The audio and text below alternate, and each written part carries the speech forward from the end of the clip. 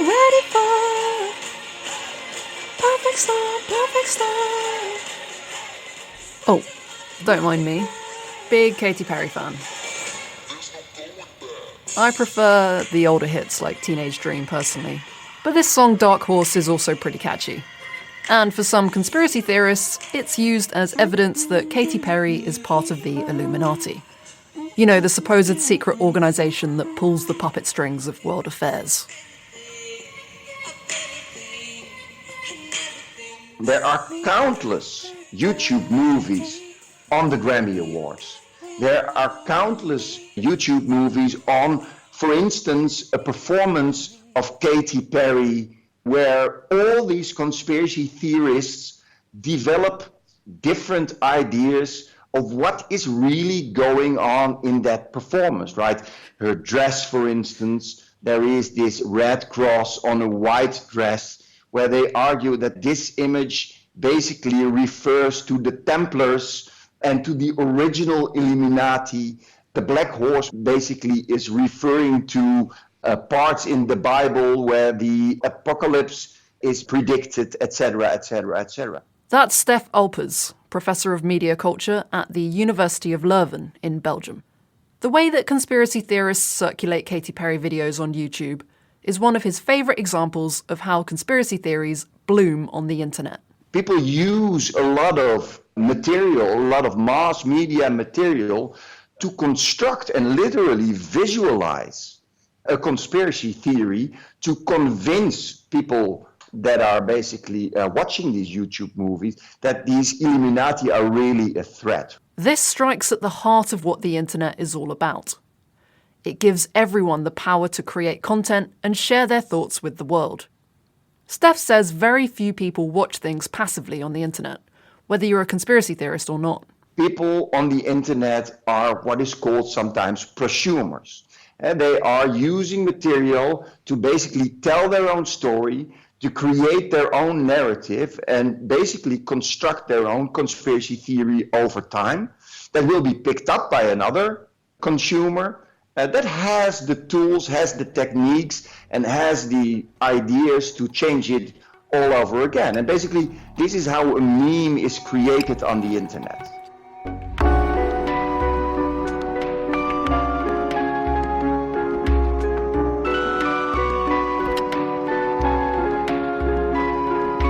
You're listening to the Expert Guide to Conspiracy Theories from the Conversations Anthill podcast with me, Annabelle Bly. This is part 4 where we explore how conspiracy theories spread and whether the internet has been a game changer in helping them go viral.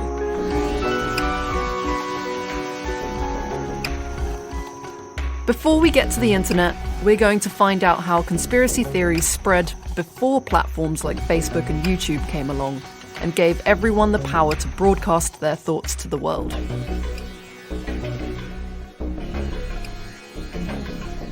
First, it's important to differentiate between the producers of conspiracy theories and the consumers, which philosopher Quassim Cassam talked about in part 1 of the series. The producers are often pushing a political ideology. They are also very good at dressing up their theories in academic language. Claire Birchall, reader in contemporary culture at King's College London, says conspiracy theories are often presented in a way that is difficult for the non-expert to recognise as bogus. And they sort of imitate academic research, actually. So what you'll find in like the really long published conspiracy theories is they'll use footnotes. There'll be loads and loads of footnotes. Or to take another example, in Fritz Springmeier's Bloodlines of the Illuminati, which is this kind of rambling series of writings on different families and organisations that he claims are members of the Illuminati, including Walt Disney. Right at the end of this really long, complex, dense conspiracy theory, there's a bibliography with a list of sources, just like you would have in an academic paper or book. This appearance of legitimacy is important for the initial spread of conspiracy theories. But what makes them really take hold is the people that buy into them, the consumers. This is linked to why people believe in conspiracy theories in the first place, something we looked at in part 2 of the series. If people believe a certain conspiracy theory, they are going to talk about it. Annika Rabo, the anthropologist from Stockholm University in Sweden, heard a lot of conversations about conspiracy theories during her many years of fieldwork in Syria. She says people are often performing when they talk about conspiracy theories. It's a way to show yourself clever in the way that you can talk and in the way that you, in a sense, can catch an audience. It's wrong to think that people are sort of only, in a sense, passive victims of such conspiracy ideas coming from above or only being a reaction to issues from above. You know, you present yourself as funny, as clever, a sort of a way to make fun of things. So that prosumer idea that 𝚜𝚑𝚒𝚘𝚔𝚐 mentioned at the start, people remixing what they read on the internet and producing new content with it, that also happens when people talk about conspiracy theories in real life. Annika says that Syria and the Middle East in general has more of an oral culture than the West. So this is the main way that conspiracy theories spread, through people talking to each other. But I think that the basis of everything is an oral culture, because you want to have an audience. Conspiracy theories also depend on audiences. And of course, historically, the audiences have been the ones that you live your life with, that you meet either in the workplace or in the field or in the bus or wherever. And now audiences and the way that we relate to audiences might shift. But I still think that, that the same kind of movement is involved. Most people still have a relatively small sphere of influence. We just probably don't talk to as many people on the bus anymore. Annika also points out that audiences are not mindless dupes. In Syria, where they effectively had a dictatorship pushing conspiracy theories from the top onto its citizens, people don't just hear something and automatically believe it. But that kind of conspiracy from above also met its resistance from below. But of course, if you hear something many, many times, something will always stick, or at least the idea will stick that people are conspiring or that regimes are conspiring. And that looks different in different parts of the world, the way that sort of conspiracy theories from above meet conspiracy theories from below and how they interact and what comes out of it. As we heard in part 3 of this series, conspiracy theories used to be commonplace. In the 18th, 19th, and even early 20th centuries, they were a normal way of understanding the world. One way that specific conspiracy theories spread was through good old-fashioned word of mouth. Michael Butter, the American Studies scholar from the University of Tübingen, told me how conspiracy theories in the 19th century were even broadcast from church pulpits.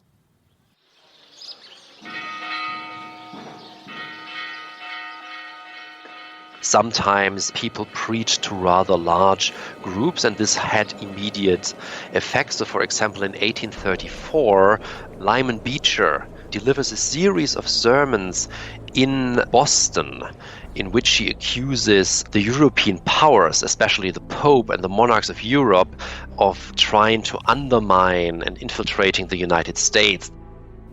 There was a prevalent conspiracy theory at the time that Catholics were plotting the downfall of the United States. These sermons had an immediate effect on listeners in Charleston near Boston.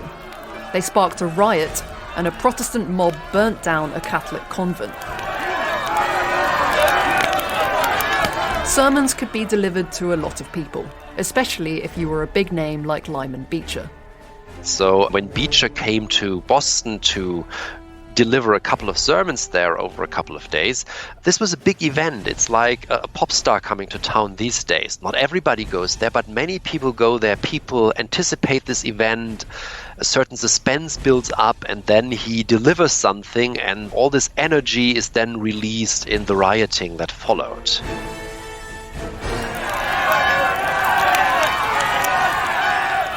The fact that this is a religious setting helped to drive the message home. So it's religious leaders who are articulating these conspiracy theories and usually cast the people they identify as the conspirators as the enemies of religion, and that is quite typical for the 18th and 19th century still. At the same time, the people who attend sermons are from all different classes, because religion is a uniting factor. So you will have upper and middle class people in the audience, but you will also have people from the lower classes. And in Charleston, of course, it was mostly the people from the lower classes who then went on this riot and burned down this convent. By the time that Beecher was preaching in the 1830s, the new steam-powered printing press, or wet press, made printing much cheaper and easier. Lots of sermons were published in newspapers across the US, reaching much wider audiences as a result. So it's printed sermons, it's newspaper articles, it's books, it's pamphlets, it's also fictional narratives that are openly fictional and claim to impart a higher truth, saying, well, I'm fiction, but what I'm telling you about the Catholics, for example, is still very much the truth. And then there are also accounts by renegades, by people who claim that they were part of the conspiracy or maybe an immediate victim of the conspiracy, who have broken the ties with the conspiracy or escaped from the clutches of the conspiracy, and now have written a text in order to inform the world about all the evil that is happening. You also get this kind of thing today. People who say they were abducted by aliens and experimented on, or part of some secret government conspiracy. Some are particularly skilled at convincing others that there are conspiracies afoot, and are able to capitalize on this. Journalist Anna Merlan talks about conspiracy entrepreneurs in her book, Republic of Lies, all about conspiracy theories in the US. People like radio host Alex Jones, who have made a living from pushing conspiracy theories.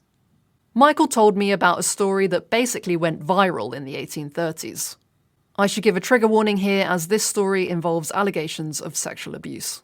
So in this climate of anti-Catholicism that we have in the United States in the 1830s, comes a woman called Maria Monk. She comes to New York pregnant and claims that she was for many years in a Catholic nunnery in Quebec in Canada, and that she only escaped from this nunnery recently and has made her way to the United States because she wants her child to live and to grow up in freedom and liberty. And what she reveals is that horrible things are being done to innocent young Protestant women in these nunneries and convent schools. They are lured into becoming nuns, and even if they don't become nuns, the nuns very often are those who educate them.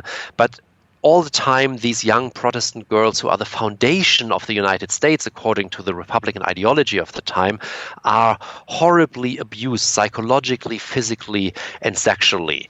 They are constantly raped by the priests who come into the nunnery, and whenever they get pregnant, they deliver, and then the child is baptized and immediately killed, which she describes in detail.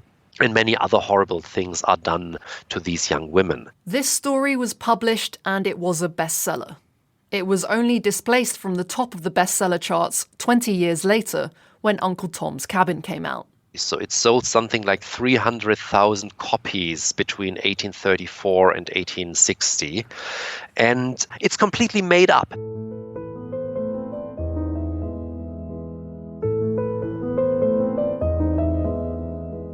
People went to this convent. It looked nothing like Monk had described it. So she invented the story, or the people posing as her editors then invented the story in order to smear Catholics and to promote this idea that there was a large Catholic plot led by the Pope against the United States. It didn't seem to matter that it was made up. Monk's story struck a chord with readers and was lucrative for her and her publishers. Very much like today, they were definitely also driven by financial incentives, because she made a lot of money then from that book. She made a lot of money from speaking engagements. Her editors, of course, made money. And many other authors then piggybacked on this phenomenon. So similar accounts came out, both those that claimed that they were factual and those that openly admitted that they were fictional.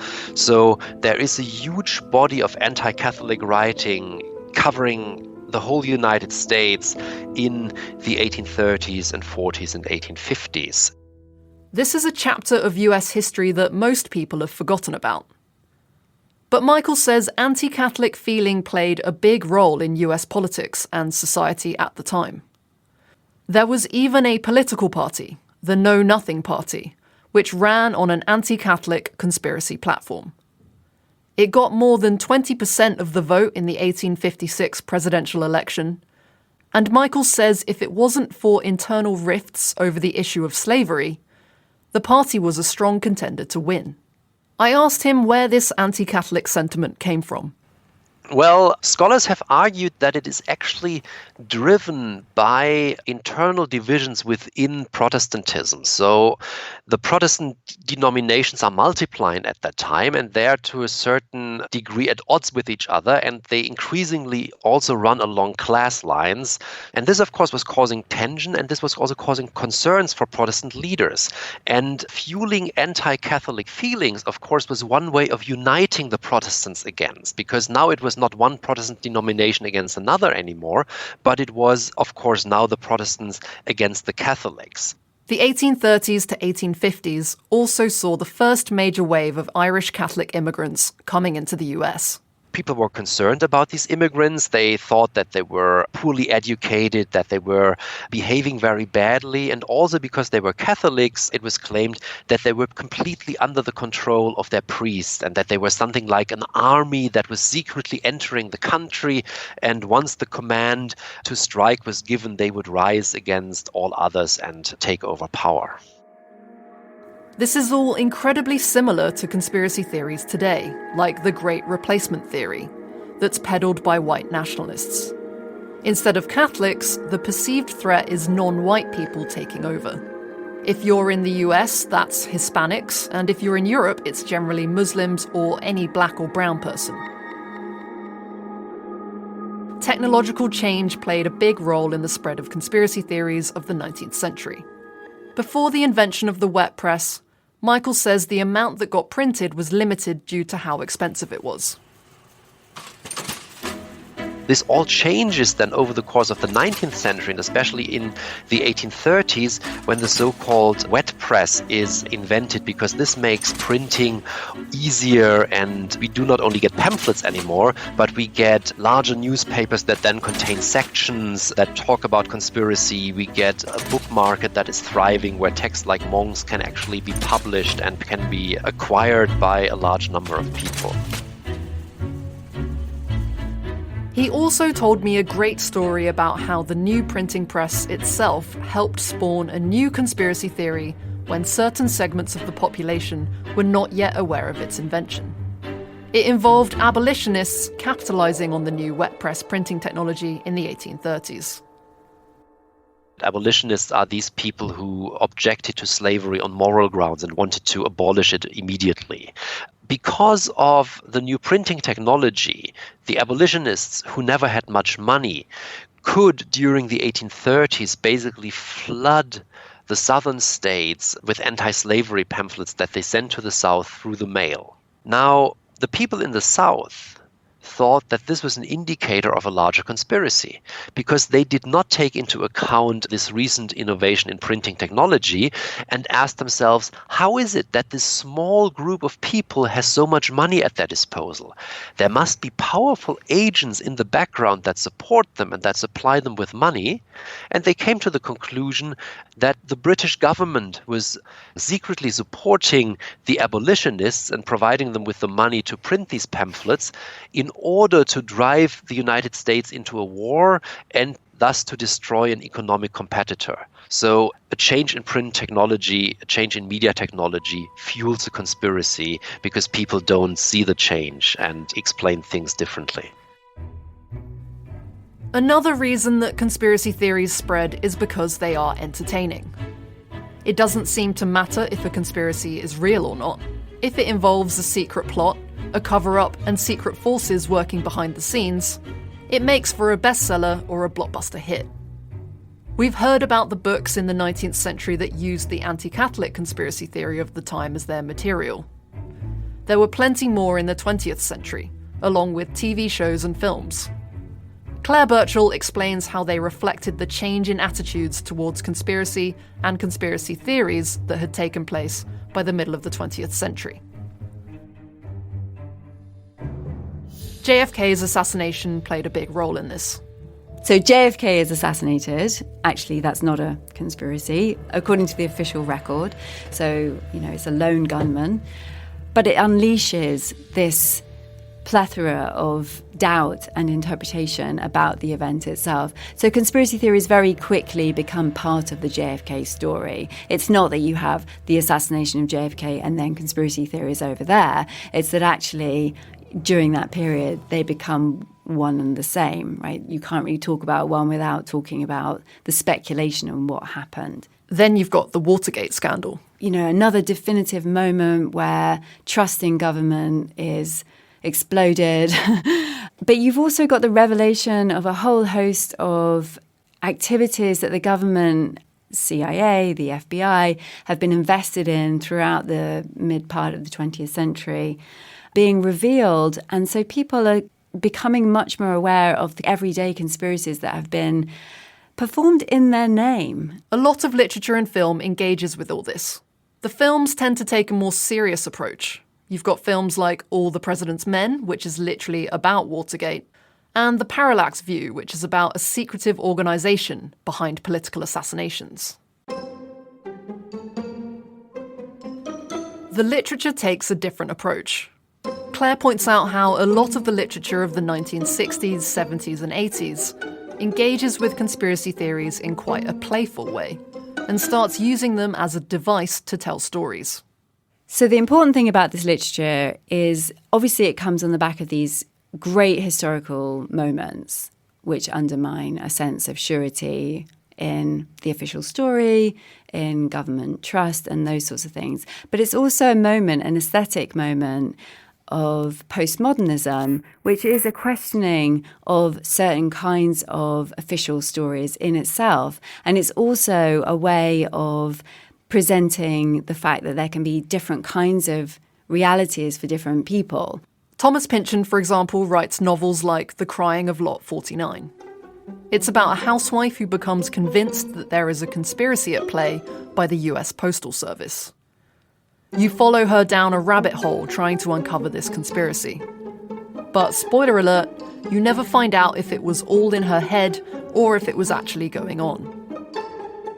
It's not an advert for conspiracy theories, but nor does it denigrate them. Claire says you get a similar thing when The X-Files comes out in the 1990s. Yes, The X-Files. So Dana Scully, fresh from, FBI school, comes out and she is assigned to be the partner of Mulder, Fox Mulder, who is known in the FBI as being a bit of a crazy, a bit of a paranoid. His office is even underneath all of the other offices. It's in the cavernous sort of underbelly of the FBI. And the minute she walks in there, they have this confrontation where she's sort of ridiculing him slightly or poking fun at him because of his beliefs, and he is sort of poking fun at her very scientifically based theories of the space-time continuum, actually. But then throughout the whole course of that first episode, she becomes much more engaged and aligned with his point of view as she engages with a sort of more fantastical event that she can't explain through her own modes of discourse, her own way of knowing. She has to borrow some things from him. But actually, interestingly, over the whole show, they borrow from each other. This brings us back to the idea that conspiracy theories are often a way that people can explain things that are incredibly difficult to understand. I'm not saying that there are actually aliens that the US government is hiding from the world. More that fears of alien abduction often represent something else going on in society. Fears of alien invasion have obviously been around for quite a long time, particularly in the 1950s when the right, in the Cold War and the fear of communism. So we can think about it as reflecting those sorts of fears. But then in the 1990s, we get an explosion of alien abduction narratives, which are often conspiratorial in the way that they think about who's conspiring with who to keep this secret. And often these abduction narratives talk about moments where their eggs are being retrieved or something like that, or they're being implanted with aliens. And one theory is that is reflecting the newly emerging technologies around fertility at the time. So a lot of this is related to IVF. After the first baby was born from IVF in 1978, the fertility treatment quickly became more commonplace. And there were new developments of the technology in the 1990s. A more recent production that encapsulates the way some artists playfully engage with conspiracy theories is the 2017 film Get Out, written and directed by Jordan Peele.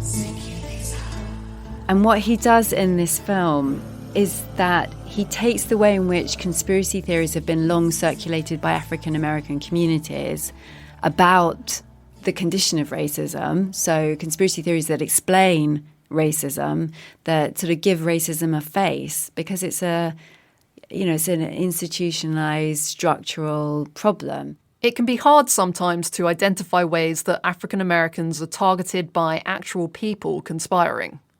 So much racism is just built into the system.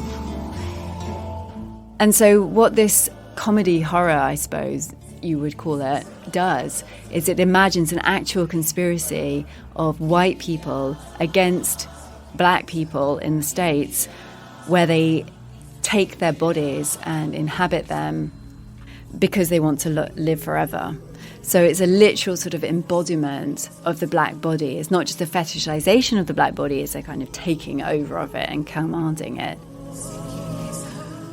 For African Americans, their bodies have always been on the front line of racism, ever since they were brought to the US on slave ships. And we've got the slave body, but then we also have the way that African American women, their reproductive capabilities and capacities are monitored in certain ways and regulated in certain ways. We've got the use of black cadavers for scientific research.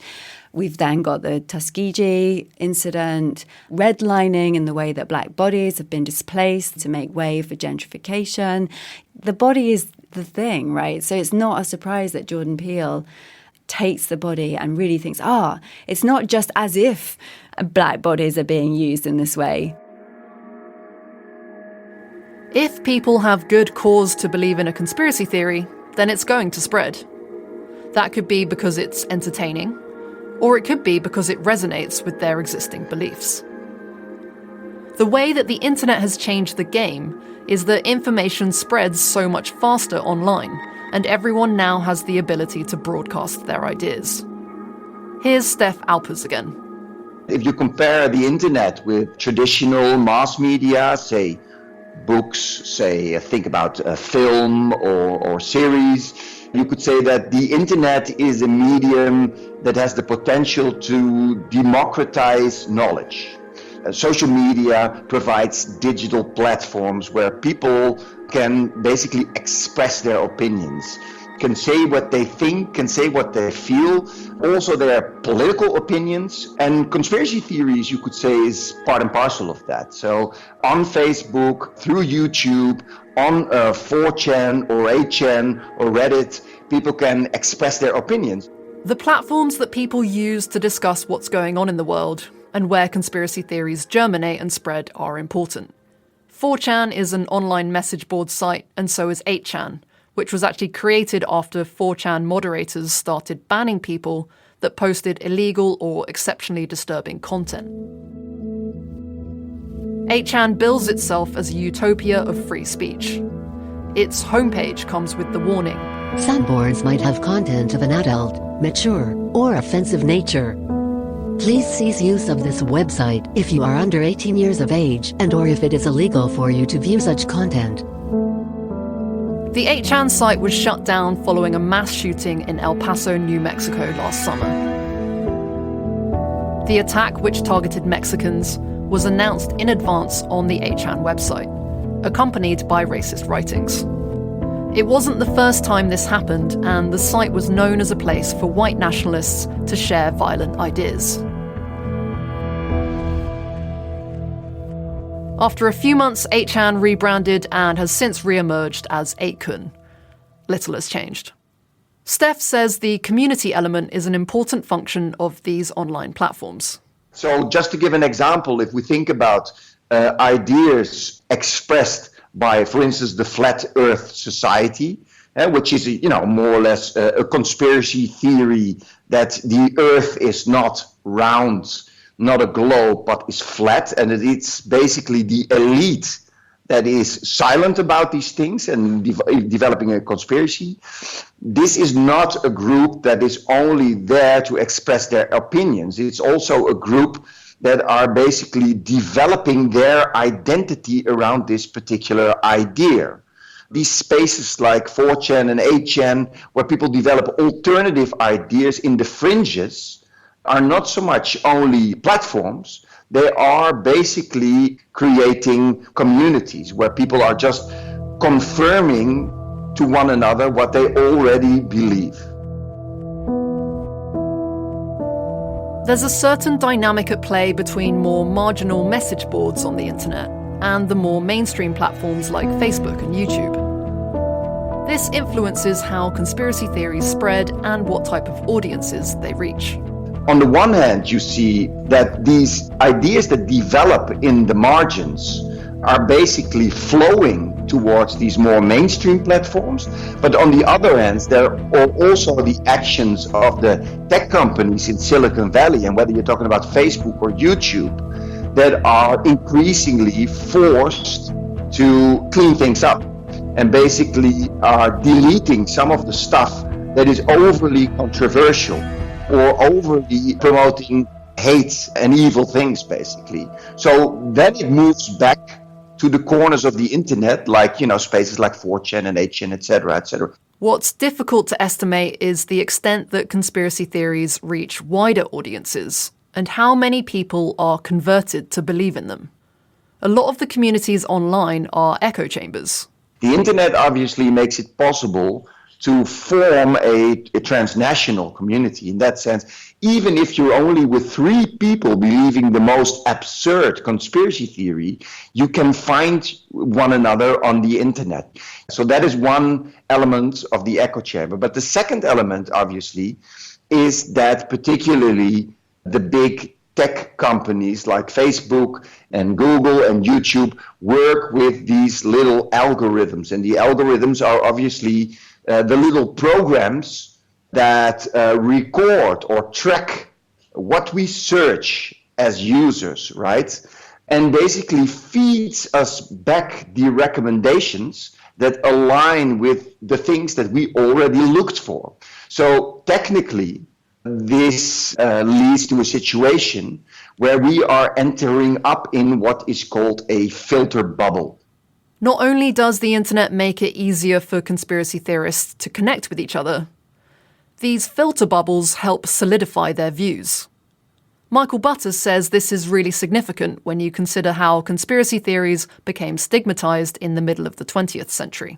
So just imagine 40 years ago, without the internet, you're the only one on your street who thinks that the moon landing was faked in a television studio. So the only people you can talk to about this are your neighbors. And they all tell you, well, I don't think that is true. I think you're mistaken there. And of course, you want to get on with your neighbors. We always have this tendency to believe the things that the people around us believe. They're nice people. They treat you well. So either at some point you don't mention these things anymore, you just keep silent, or more likely you begin to question your own convictions and come around to the official version. Today, if all the people you're in contact with in real life tell you, you're mistaken and this is all wrong, you just go online, and no matter what it is that you believe, you will find other people who believe exactly the same thing and therefore will confirm you in this belief. Add to this the effects of echo chambers, and suddenly you're convinced that everyone believes what you believe, and it must be right. The rise in how visible conspiracy theories are shouldn't be confused with them being more widespread, though, Michael says. Well, I think that this recent increase is also more moderate than we sometimes assume. So when we say that conspiracy theories were stigmatized from the mid-1950s onward, this does not mean that conspiracy theories completely disappeared. It's just that they became a type of knowledge that could no longer be articulated with impunity in many contexts. He compares belief in conspiracy theories to people believing in magic or horoscopes. Many people actually believe that, but it's not something that you talk to strangers. It's not something that you can safely use as an argument in official political discourse. It's not something that you will find in any serious media outlet. It's not something that you will find in the academic world. It's something that is more private and that people only talk to with people that they know might think similar and they may not judge them. So what happened to conspiracy theories after 1950 is that I think they mostly disappeared from the public into fairly hermetic subcultures, where they nevertheless thrived and their knowledge always appealed to a certain number of people. So the internet changed the game in terms of making conspiracy theories much more visible. But another big factor has been the erosion of trust in official narratives that 𝚘𝚘𝚔𝚘𝚘 talked about. This has exploded with the internet's everyone's a publisher model, says Michael.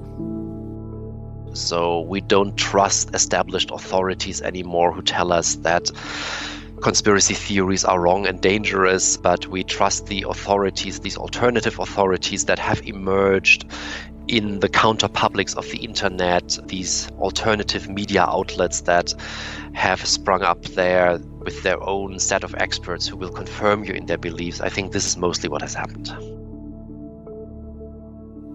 𝚘𝚘𝚊𝚅𝚔 has also seen how online community building can spill out into real life. So if you take the conspiracy theories about the Illuminati that I was talking about, they are frivolous, they are on the edge of entertainment sometimes. They are sometimes very much, loaded with irony. And I don't think that people are actually meeting one another offline. But you could say as a sort of general rule that the more a conspiracy theory becomes a sort of social community or a social movement, the higher the chances are that people will meet up in real life. You get this with flat earthers. They have conferences where people fly around the globe to meet up IRL. People are not only talking about this flat earth society, but are basically meeting up because they think they really uncovered something really, really, really big and they have to share it with the world. He says that the more social and political the issue is, the more likely people are to meet up in real life. Other examples obviously are the anti-vaccination communities. This is also really, really a hot issue, and there's a lot of fear and a lot of anxiety amongst these people that they want to share not only online, but also really want to bring the message offline. So here you see also the affinity indeed with, you could say, social movements, but also indeed with religious cults and religious sects in that sense. I mean, it's really a conviction. It's not only an idea or a belief. No, it's really a very, very strong conviction that people want to share and they really want to convert other people. And it's here that things start to get dangerous.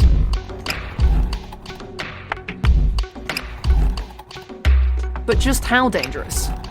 That's something we will explore in the next part of this series, as well as the best techniques for talking to conspiracy theorists.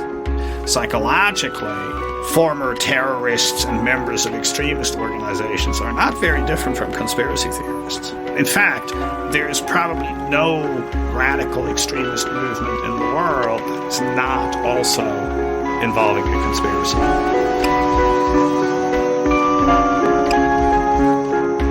That's it for this episode of the Expert Guide to Conspiracy Theories from the Conversations Anthill podcast. Check out the Conversation website for some great articles on conspiracy theories by some of the academics we've featured and more. Thanks to all the researchers who spoke to us for this episode and to City University of London for letting us use their studios. Special thanks to 𝚘𝚘𝚔𝚘𝚘, Peter Knight and Michael Butter, who've helped bring this podcast into being, and to the Cost Action Compact for funding it. The Anthill is produced by me, Annabelle Bly, and Gemma Ware. The sound design is by Eloise Stevens, with original music by Nita Saul. Thanks to you for listening. Goodbye.